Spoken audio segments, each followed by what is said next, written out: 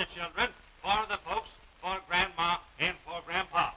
Going now at the ridiculous price of only $1 a bottle. Who'll be the first one? Here you are, sir. Step right up. That's salesmanship. That man was a well-known character 30 years ago. He was an inspiration for everyone, and he should be an inspiration for you and me and all of us who are out there selling today or have anything to do, whatever, with sales. That man knew his sales psychology from the word go.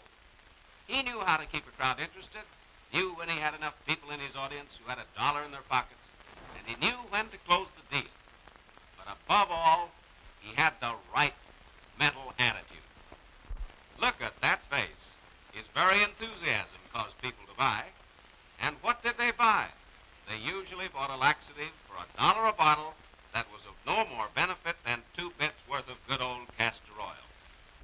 He sold a product without merit, but still he sold it. Today, our products have merit. We don't have to sell 2 bits worth for $1, and we don't bellow our lungs out to sell it. But that mental attitude is the same old story. You've seen this fella, haven't you? Of course you have. He can be found in every organization, a victim of rotten mental attitude. His written record tells the story. Look at that, way down, not enough to pay his salary. As usual, the boss calls him in. The boy's sick. He's just run down. He's not clicking. He's tired all the time. You're getting a rotten deal. Business is terrible. So what? The same old outcome. He ends up with the company doctor. Doc looks him over and pronounces him physically sound. This man needs our old friend the Barker. Where is he? All right, folks. Come up a little closer. Come up a little closer. Let's look this man over and see what we have here.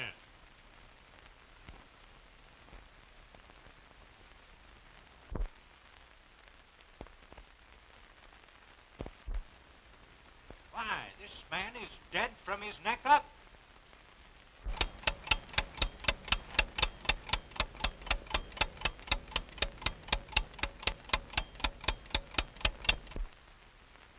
Yes, a pure case of mentalitis. Mentalitis. Oh, listen, buddy, I was born 30 years too soon. In my day, they called me a Barker. In this day, I would be a salesman. And with your advantages, what a salesman I could be. But not with your attitude.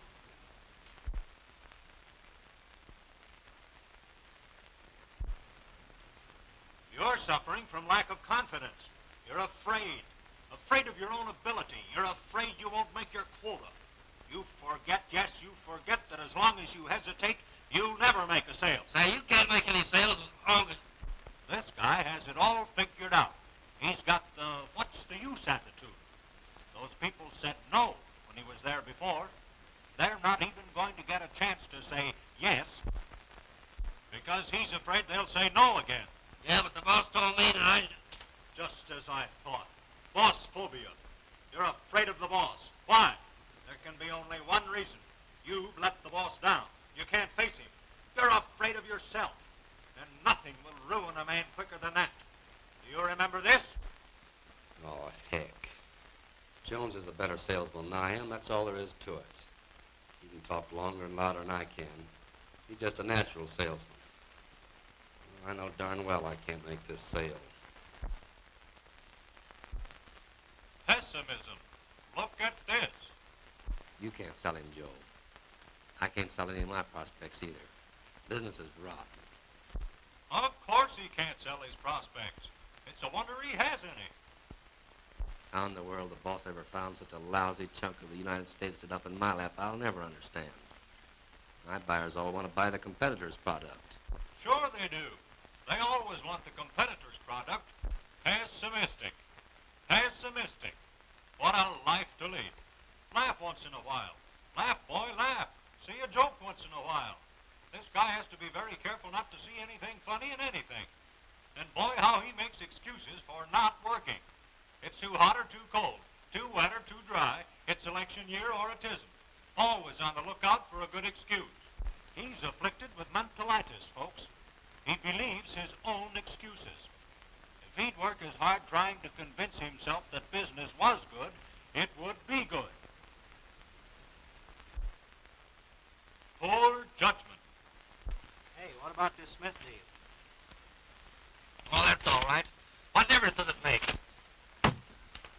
And you can cover up a lot of shortcomings in slipshod work by losing your temper. Get mad at the prospect, the boss, business, anything. Get mad. Or judgment. And here we have an occupation for you, dreaming. The grass is always greener in the other man's pasture. The only thing he plans in advance is trouble. He's plenty good at that. This guy can smell it and start whining weeks in advance.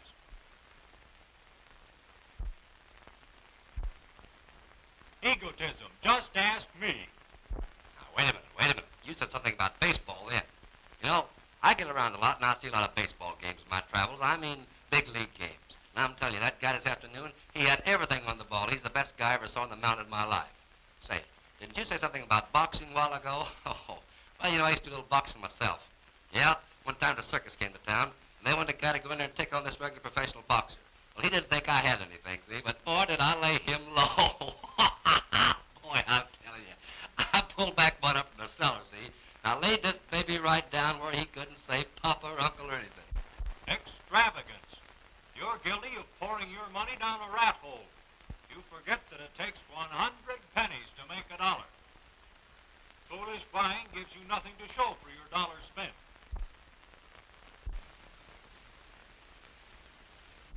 Why, sure, Bill took care of that. Why, I thought he said he paid it last month. But I'll ask him. And I'm awfully sorry, but I haven't any money here right now. You tell him he's got to pay up his bills or we'll have to discontinue his credit. No, he just can't abuse his credit this way. He keeps telling us he'll come in, but his word ain't good anymore. And no enthusiasm. Oh, boy, what a day. Nothing new, nothing exciting. Always the same old stuff. I'm tired of it. Yeah, here it is. Yeah. Same old ballyhooing from the office. Sales stuff, yeah. Tell us how to do it. Now, why should I take the trouble to learn anything about my job? Not that I could tell the guy that wrote that plenty. Huh. Yeah, there it is. Yeah. Hot shot sales contest. Big contest, big selling plans. Alone.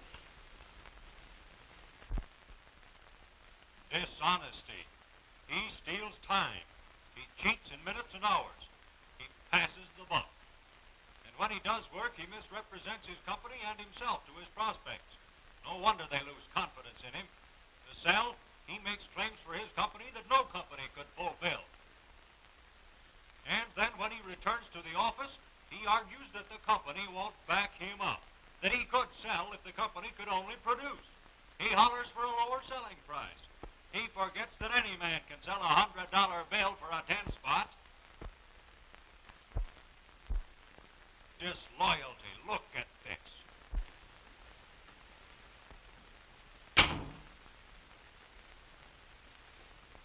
Always talking and lecturing.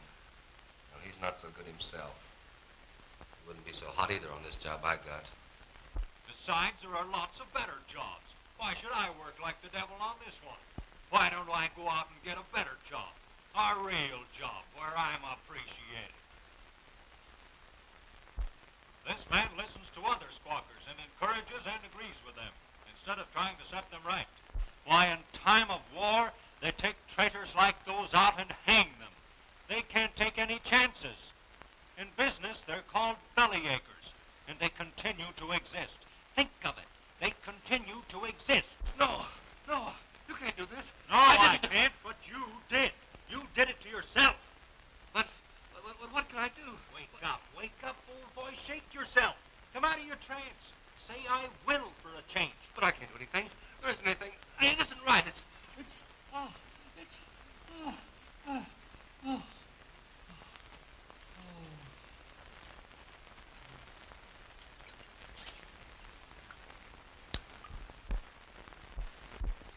Hey! Hey!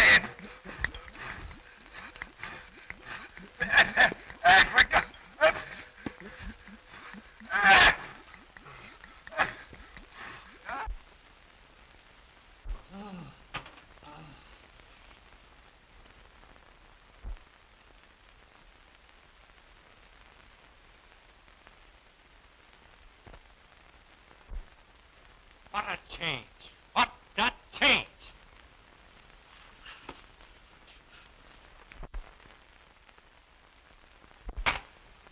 Oh, Doc, thanks, boy. Oh, boy.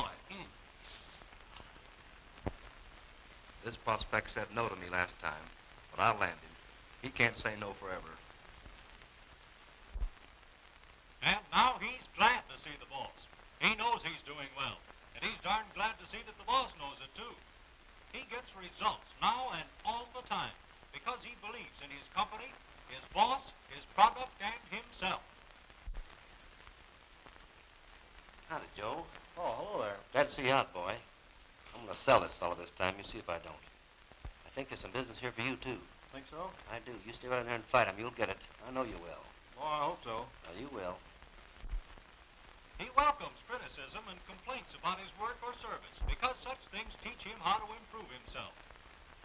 A complaint quickly and cheerfully adjusted makes a better friend for himself and the company. And he keeps his temper at all times. He knows that flying off the handle takes a lot of energy and won't do any good. Well, that's all right, Mr. Werder. I'll take care of that right away. You bet I will. Well, thanks for calling. He plans his work and works his plan on schedule. He solves problems as they come to him. I believe you presented the wrong plan to Johnson yesterday.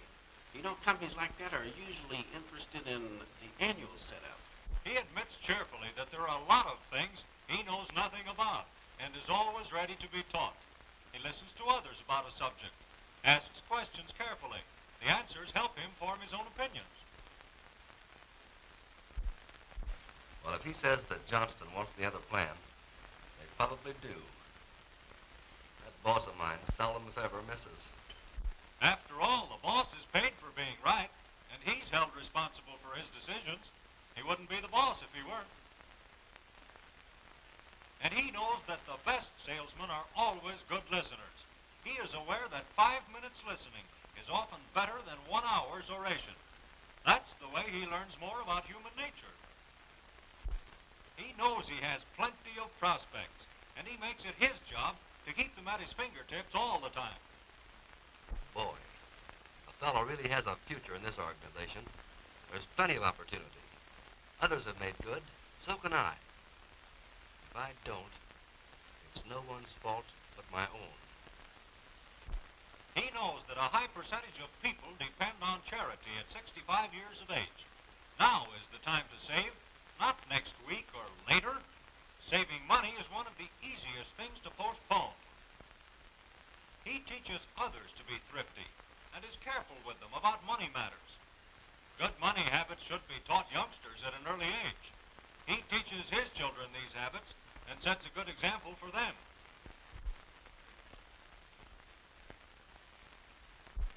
His pep is catching. Everyone is enthusiastic when he's around. He is careful about his speech and talks fluently and distinctly. He makes himself interesting, but not boring. He shuns no one. Anyone might be his next prospect.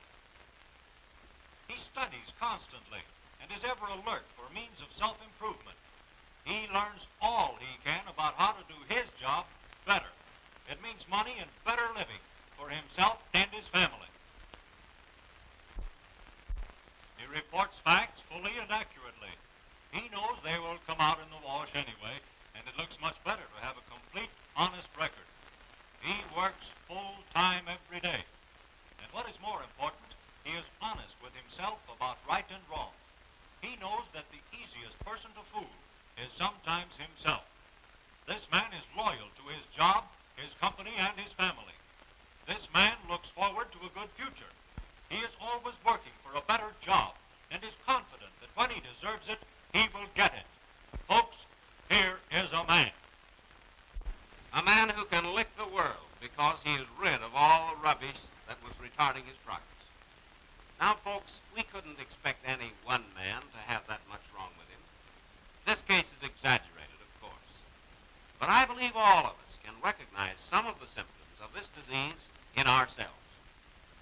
That's the story.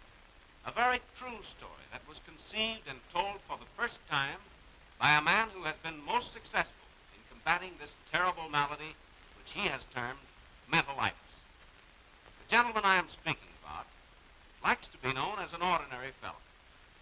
really a successful businessman. His position is with the Des Moines Register and Tribune, those great Iowa newspapers. He is manager of agencies and is responsible for circulation records being broken by nearly 2,500 junior and adult salesmen. All his life, he's been interested in why some human beings succeed and others fail. The old circus barker of 30 years ago was his first inspiration, and to him, the barker has been an inspiration ever since. No man can tell the story of mentalitis like Mac. Let's cut in on one of his regular meetings. Here's R.M. McIntyre of Des Moines, Iowa. And now perhaps you are all asking yourselves questions. I hope you are. Assuming we do have some traces of mentalitis, what can we do about it? Shall we see a doctor? Does it mean an operation? The answer is no. Medicine won't help. An operation won't do any good. The disease goes far deeper than that. But as our old friend the barker demonstrated, there is a remedy, a tonic that will not only cure this dread disease, but will help to prevent its attacks. You yourselves must be the doctor. And you alone can administer this tonic and see that it helps you. First of all, you must be honest with yourselves. You must be able to recognize and willing to admit the symptoms of this terrible malady. Well, Mr. McIntyre, is there anything else I can do for you and the patients? Always willing to help, you know, always willing to help. Well, yes, there is. Why don't you tell our fellow human beings about that cure you used? Oh, that? Well, it's very simple, and it works every time. And for the same reason that stuff I used to peddle at the circus worked. Because the people who bought it had faith in it. Yes, sir, yes, sir, yes, sir. Folks, right this way, right this way. Come up a little closer now, come up a little closer. I have here in my hand a bottle of that marvelous tonic, a complete cure, a sure cure, the only cure for the dread disease called mentalitis. Get results. You will notice that it is prescribed by the famous Dr. McIntyre, and that the patient should take at least 2 large glasses full before and after each meal, or any other time of day he feels the urge. The contents are confidence, optimism, enthusiasm, thrift, good judgment, faith, loyalty, open-mindedness, and honesty. Absolutely guaranteed to be habit-forming.